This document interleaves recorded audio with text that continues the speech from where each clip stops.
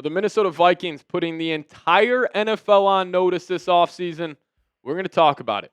Welcome in the Vikings Now by Chat Sports. I'm your host, Patrick Siepman, and coming up, we discuss why the Vikings are putting the NFL on notice this offseason. Stay tuned for that. And then also, end of the show. I cannot wait to do this, and we're going to do this a whole lot more here on the channel. I'm going to react to your YouTube comments. So if you guys have commented on a video over the last couple of days, stay tuned because there are some negative comments, there's some positive comments, and I just want to react, have a good time with this. So if you guys could, stay tuned for that. But before we dive into it, if you guys could, hit that thumbs up icon because right before I hopped in the studio today, my bosses here at Chat Sports challenge us Vikings fans to hit 750 likes on today's show. If you guys want to help me out, help me avoid an awkward meeting with my bosses where they're saying, why didn't you get 750 likes? It'd be nice of you guys to go down there, hit that thumbs up icon. Maybe we could blow this out of the water and hit 1,000 likes on today's show. So what's the message the Vikings are sending to the rest of the NFL? Well, I think the Vikings sent a message that they will be a more physical football team next season. Now, that has been my biggest gripe with Kevin O'Connell. They have been a very good football team, but I think the reason why they aren't a great football team is because they haven't been the most physical football team. I think the Vikings made some physical free agent signings, like Javon Hargrave, Jonathan Allen on that defensive line. Both those dudes love to get after it, physical, aggressive, tenacious football players, and the same thing on the offensive side of the football. Will Fries, Ryan Kelly, they love to beat you up. They're physical guys as well, and, you know, I think it can sometimes be hard to create a physical culture, but my take on it is, how do you create a physical culture? You add physical football players. I think it can be as simple as that. Like Dan Campbell, a different example. Dan Campbell, no matter who he has on his team, that team will be a physical football team. But I don't think that's in Kevin O'Connell's DNA, and there's nothing wrong with that. Like Sean McVay, is he the most, physical football coach? Like, is he a physically imposing guy? No, but those Rams team that went on runs, they were physical football teams. So how do you create a physical culture? You add physical players, and the Vikings need to because, I think a great indication on how physical a football team is how well can you run the football. And the Vikings haven't been able to do that under KOC. Back in 2022, with Dalvin Cook manning that unit, 97 rush yards per game. That was 27th.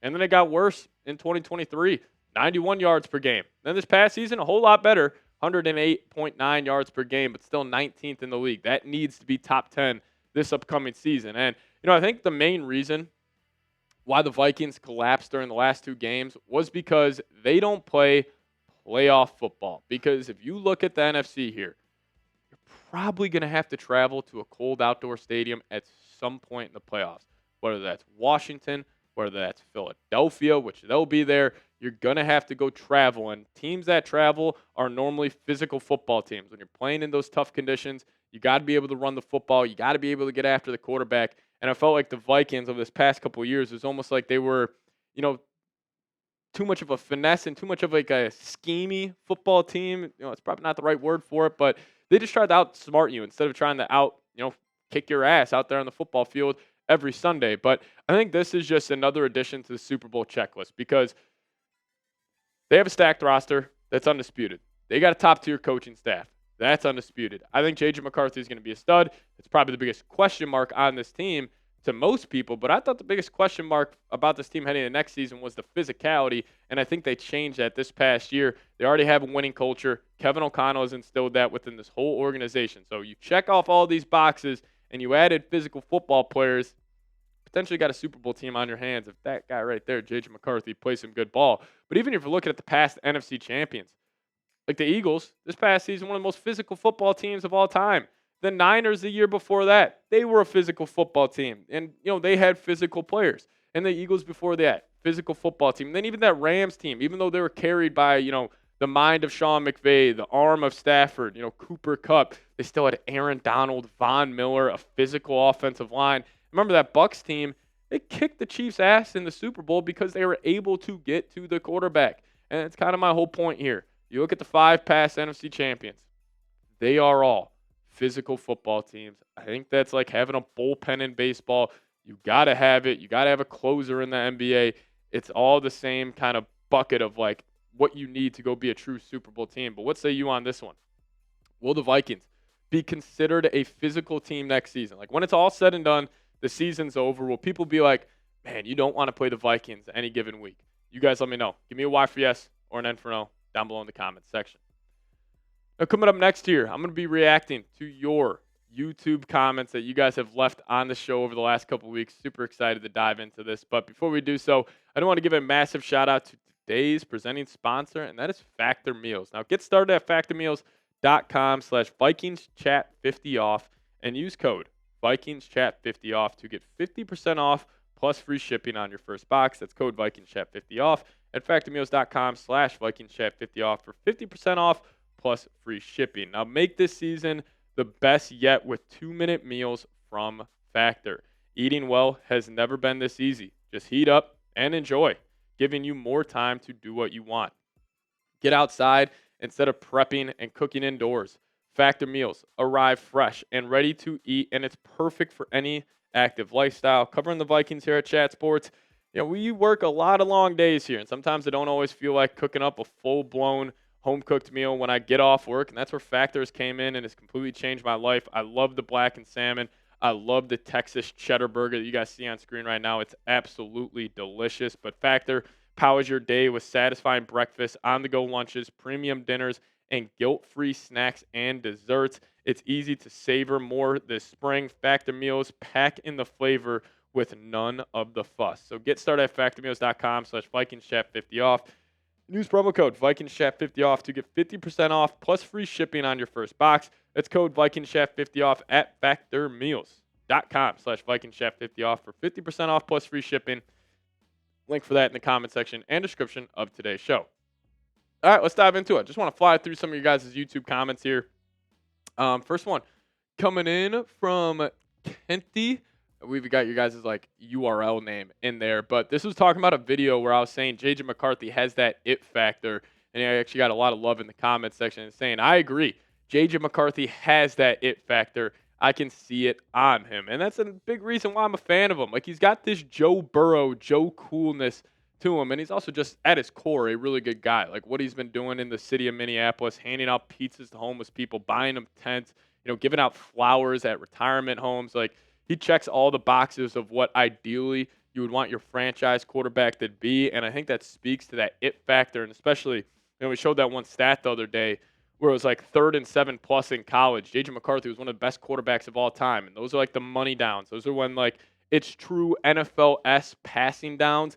J.J. was one of the best in all of college football. But we move on here to my man Brian saying, I feel all of these experts will eat their prediction skull. I think that was a video of us talking about what guys like Colin Cowherd had to say about the Vikings, and I agree with you. But also, my message to you guys, it's only going to get worse after the draft, because once the Bears, if they take Ashton Genty or whoever they'll take, people will be calling the Bears the biggest winners of the offseason. I'm sure if the Packers and Lions have a good pick, they'll be hyping all of them up. Vikings won't get talked about, and honestly, that's the way I like it. I don't want the Vikings to be an interesting football team to the national media. Stay quiet, because a quiet offseason, you know what that means? It means for success during the regular season. But we move on here to my man Phoenix Smith saying, I don't know if I can ever say this about a Minnesota Vikings head coach, but I have 100% faith in KOC. He's a great guy who knows how to call the right plays for the right situation. And the faith he shows in all of his players at every position makes a Super Bowl team within 5 years. And that's the first time I felt this way about my Minnesota Vikings. Like KOC, I have complete faith in number 9, JJ. Phoenix, that comment just fired me the hell up. That's why I want to include it on today's show. But, yeah, I got faith in Kevin O'Connell. We'll see if the playoff results come over the next couple of years. But if we go the next 2 or 3 years without a playoff win, I get a feeling that conversation is going to start to shift a little bit, but I don't think it will. I think the Vikings win multiple playoff games over the next couple of years with KOC and JJ. Next one coming in from Paul saying, I think the Vikings finally did in the offseason what I would have done. Not spending everything on no elite quarterback and give JJ a chance. Although I hope they get a solid mentoring backup, probably not Rodgers because he's not into not starting. I like the way they let Sam Darnold go because, honestly, those last 2 games showed he was good for the regular season, but not the promised land caliber dude. Don't need another Cousins. They're heading in the right direction and should be in good shape, arguably, for the toughest division in the NFL. And the reason I chose this was because I want to show some love to Vikings fans. Very intelligent fan base here. Like, I feel like all of us were kind of on the same boat. Like, there's maybe like 1 or 2% of fans who wanted Sam Darnold back, 1% of fans who wanted Aaron Rodgers. But I just like that we were all kind of rallying around J.J. McCarthy. So I appreciate that comment, Paul. Now for some negative comments. Here we go. This was on a mailbag where we were talking about trading Jordan Addison, and you guys were not a fan of it whatsoever. Tim Hill's coming in saying this year's first and Addison, no freaking way. I was talking about trading for Sauce Gardner in that video. You guys were not a big fan of that idea. And listen, I'm not a fan of trading Jordan Addison at all. The man's just a really, really good football player. I just think Sauce Gardner is a great football player. I think he's Hall of Fame, HOF caliber. But I don't blame you guys for getting on me for talking about trading Jordan Addison here. Next one coming in saying my biggest thing I'm excited for is 1, to see how JJ is as our quarterback. 2, see our offensive line. And final, that D-line is crazy. Oh, my God, I cannot wait to see us play in September. I think with everything I'm hoping for, 12-5, it is all up to JJ, though, if he's good. I'm with you, man. It's all going to come down to JJ McCarthy.